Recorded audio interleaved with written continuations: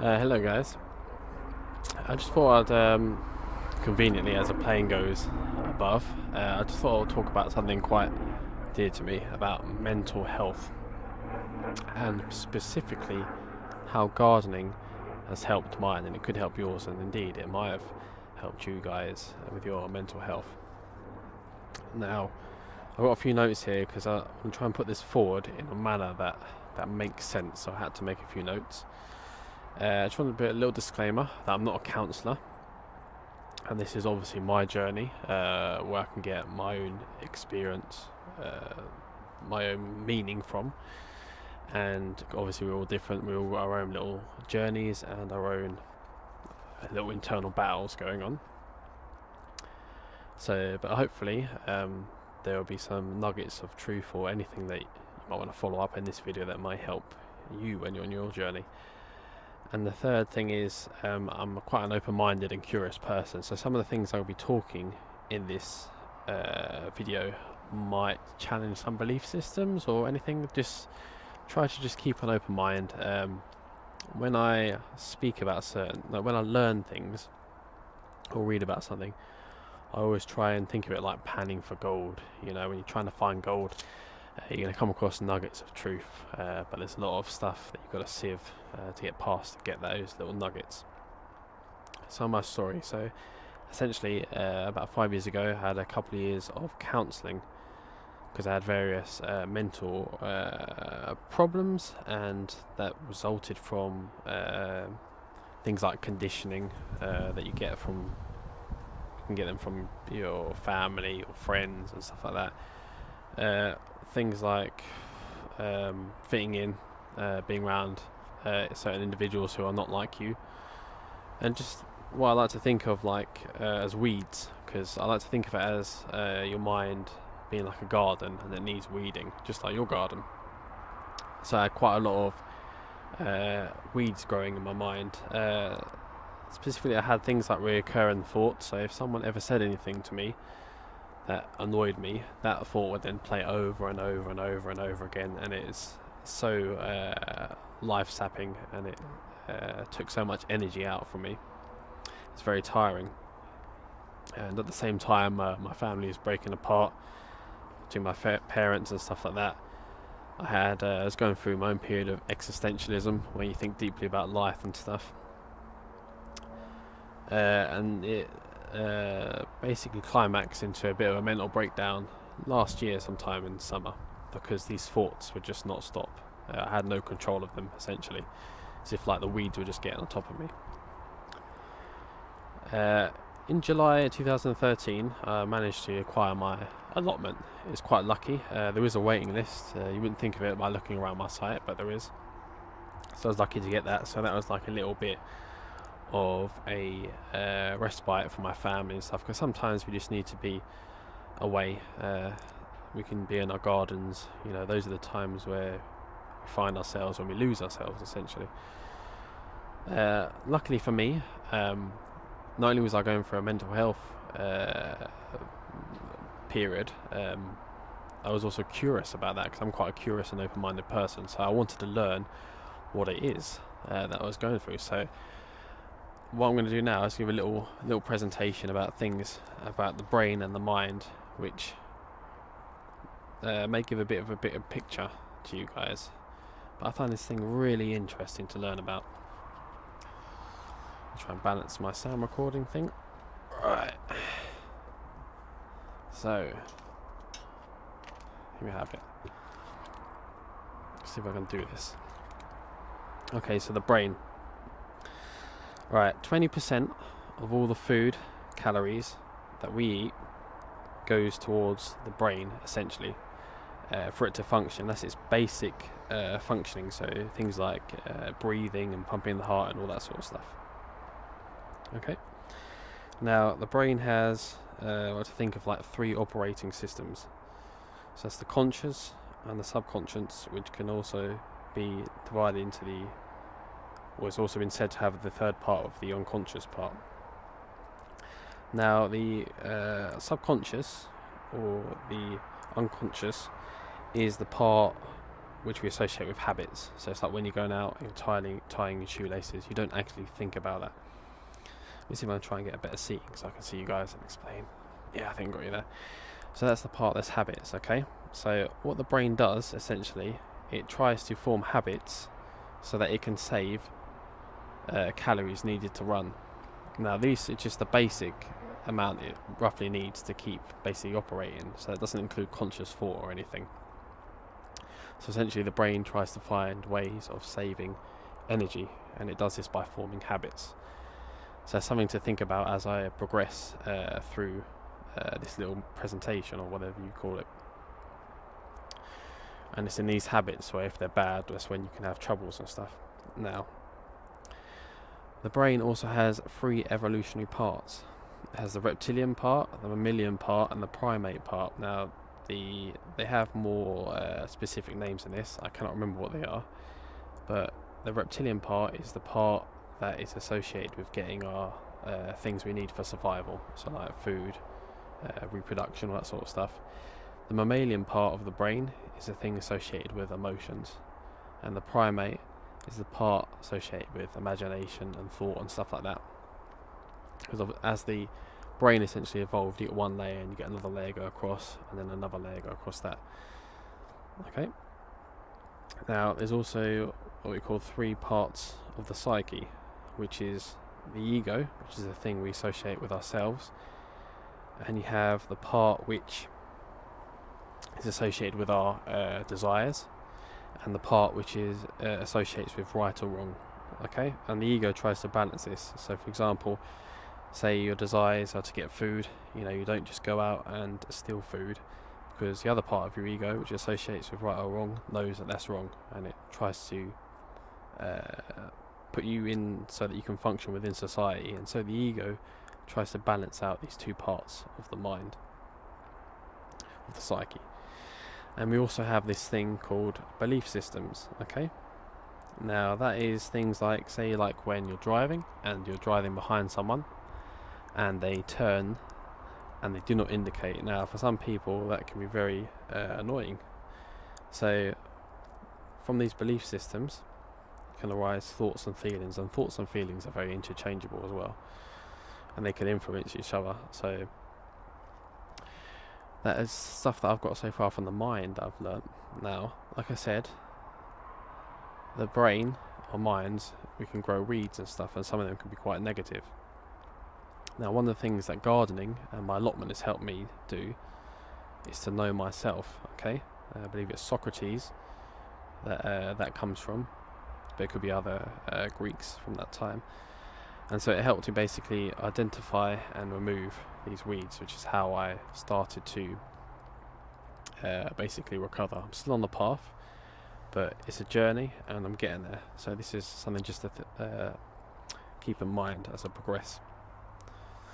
This subject is can be quite a deep thing to talk about. So I'll try and see if I can put it in a way that is easy for you guys to understand. Okay, right. Let's get a little globe back here. Context. 'Cause essentially, some of the stuff we talk about as well literally takes you across the whole world. It's incredible. Okay. So, right. So, through my garden, it helped me identify the weeds in my mind. Okay.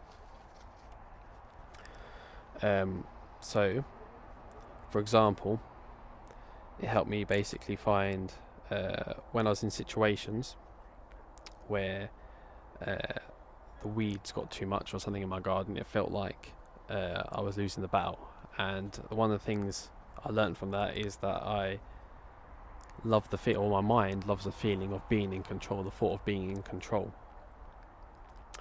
That's one of the weeds that I had as well, and that can be quite distressful, because I remember moments where I'd go out, or maybe go to the shops or something, and if the thing that I wanted wasn't there, it felt like the whole day's been wasted. It's quite destructive thinking, black and white thinking. So things like that. And there's things like perfectionism as well, like something had to be perfect, or it just weren't good enough. But the thing is, my mind would always raise the bar of what perfect is. And there's a Japanese saying, I cannot remember what it is, I'll try and put the link in the description, about loving the imperfect. Okay. And then there's things like comparing as well, like that. So basically, whenever I came across a situation in the garden, I tried to catch the first thought that came into my head and tried to tackle that, so I used that to like work out what the weeds were in my mind that need to be pulled out. So that's one of the ways gardening helped me with my mental health, by identifying the weeds that were growing, the faulty thinking in my mind. Now, I find gardening mimics life a lot, in the sense that what we find when we in our garden, like the feelings we can come across, can happen in our lives. So for example, let's say if we're caring for a plant and it dies, the feeling of loss, it can be quite painful to a lot of us. Am I saying that a loss of a plant is anything compared to a loved one? No, but the feelings of loss are universal amongst us all.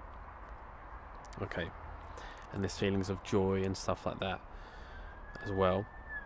Obviously being in control and disappointment. So these are things that are universal amongst all of us, and we can find in our gardens as well. And the beautiful thing as well is the garden has helped me become more mindful. Now, when there's been say for example, I've had occasion where I've been planting onions, two different frames of mind. The first frame of mind, I was planting onions and I was thinking about all the stuff I had to do in my allotment, as well as other things I had to do in it. It's quite what's the word? Energy sapping. The other time I planted onions, I was just doing that, just planting onions, and I was just in the soil, just planting them. It's perfect. It felt like everything was calm and stuff like that. Obviously I had all these other things I still had to do, but I wasn't thinking about them, so it gave my mind a bit of a rest. Because, as stated earlier, the brain requires a lot of food to keep it running, essentially. When you have a mental illness, that can make you quite energyless. So yeah, it's maybe more mindful as well. The beautiful thing is, I found with gardening, is there were times where I've been in my mind and I've had negative thoughts, and say the flower of, say, a rose that's just opened, it wafts out its scent, and that scent catches me and immediately brings me into the present. And that's all the thing I can think of, is just that scent. It takes me literally out of my mind if I'm having negative thoughts, and it focuses me. Or when, for example, when you have a little bit of wind and it basically blows some of the alpine strawberry leaves that I have, and it reveals the alpine strawberries, these lovely small red bright berries, and that there catches your attention and it forces you to become in the present moment. And that's why I love gardening, because gardening is a bit like a play, but you never know what's going to happen. That's the beautiful thing about it. It always chucks out these events which always force you to be in the present moment, and therefore get out of that negative thinking, even if it is briefly. And it's better than any play or movie, because no day or week or month or year is ever going to be the same in the garden. So I've got the cinnamon vine, and one day that's going to flower and I'm going to smell those beautiful flowers of cinnamon. I don't know when that's going to happen, but one day, if I'm going for a bad period, that may just happen. It may bring me into the present again. And that's the thing, that's all we have, is the present. And that's one of the things that's been helping me, is to be a bit more mindful, living in the moment. And that's what the garden here helps me do. That's why I created this little meditation area, just to specifically be more present. Because even when I'm down the allotment as well, I can always, my mind's always thinking of all the things I need to do and all this sort of stuff, and I've just got to try and force myself more to be in the present. And that's what I find like so beautiful as well, that's how gardening, as well as being like a sanctuary and being more connected to nature, has been helping me with my own mental problems, by dishing out these events which always catches my sight or smell or sound, and then brings me into the present moment. And it's beautiful, because if you've ever been in a position where you've had lots of negative thoughts and it's quite draining, these little moments can be so, even if they are briefly, they can be so like calming and just relaxing. And one of the things I'm trying to work on now is trying to live a life where I can get more of these moments. I try and appreciate each moment day to day as well. Now the third part of this is about things that I've read along the way which have helped me. So what I'm going to do now, I'm just going to turn you guys around to the whiteboard. See if I can do this from here. Amazing editing skills. I might do some shots of some flowers to intertwine to break this up a bit, or who knows.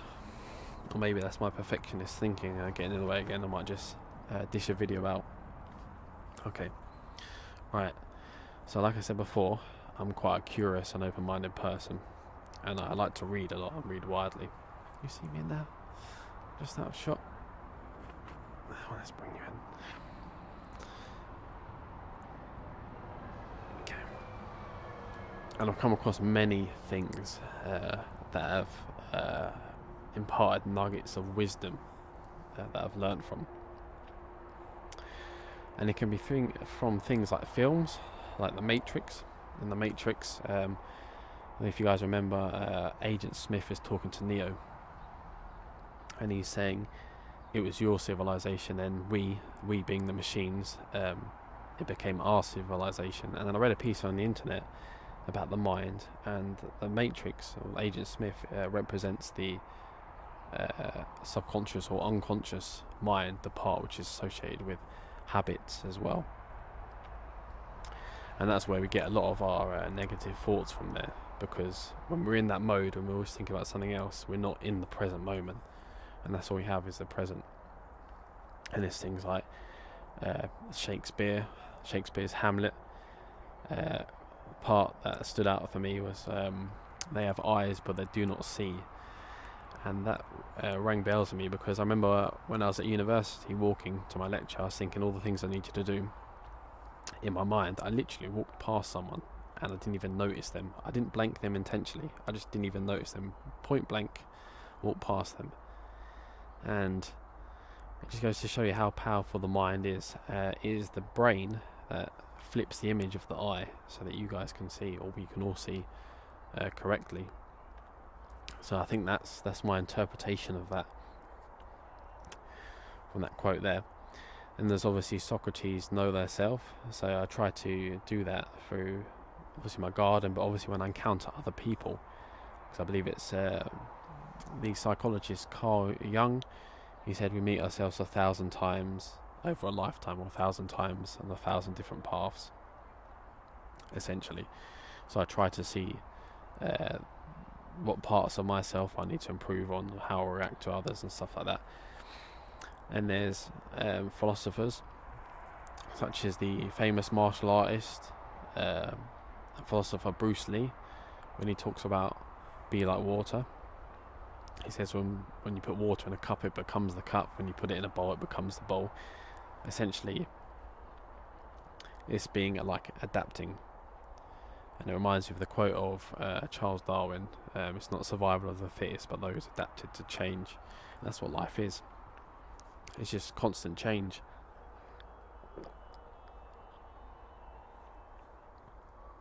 I think I am myself on a path of self-actualisation, which is why I created this channel, because I'm curious and I love learning, I love helping people. So for me, this just feels right to do it. And then we come across things like the Phoenix, the Firebird of Harry Potter, rising from the ashes. I think it's beautiful that fire, which we associate with death and destruction, can also bring life, like pampas grass. It needs to be burnt, and where it comes from, there's a lot of forest fires. It gets burnt down to the ground and it sends out new shoots of growth. And I think that's amazing, that paradox of, life and death and stuff. And it's beautiful as well. It's like sometimes when I thought plants are dead at my allotment, I had those like disastrous thoughts in my mind, and gardens just teach me to have a bit more faith, So I watered it and watered it. I just had a bit of faith, and then it's beautiful to just see the first green shoots of growth emerge and never giving up. Then we have things like Sufism, which is the spiritual side of Islam, and Kabbalah, which is the spiritual side of Judaism. Sufism teaches about opening the heart, so living in your heart and not in your mind. And the Kabbalah teaches that everything is a test of the mind, test of the ego as well. And Buddhism says that life is suffering, essentially. So all of these things here, and there's Zen meditation as well. Zen I'm getting into. That's something I've got an interest in. All these things here might help you guys, and I definitely encourage just reading and keeping an open mind, because there are nuggets of wisdom in all of these things. But you've got to pan. You've got to pan through it, really, because there's a lot of stuff there that may not be of any use, but there are lovely bits of nuggets of truth. Oh, sorry, when I said about Shakespeare's Hamlet, eyes but do not see, that eyes but do not see, I believe, is from the Bible, if I recall. And Shakespeare's Hamlet said, nothing is good or bad, but thinking makes it so. So, because I'm open-minded and curious, I start to read about all of this. This isn't me pushing on my beliefs or anything to you guys. It's just me being an open and curious-minded person, and these are some of the things I've come across. And there's some more things, but I'm just touching the surface of them. But I definitely encourage being open-minded and curious, because it's very helpful as well for me. This has helped much more than counselling has ever done. So I think curiosity myself has saved me. So that's one of the things I want to push through this channel, is just to be curious. And it's just amazing with growing our own food and gardening, how much all the subjects there are about it, like philosophy and history and things like that. So this is why I just felt like it was my purpose just to create this channel, to sort of get that across. But as me babbling on, guys, I hope it's been of use to you. If you guys have gone through anything similar, or if you guys have come across other sources of wisdom, or I'd love to hear about it. And it'll get better, guys. We'll get through there. Alright, guys, hope you have a good day, and I shall see you later, and take care. Bye bye.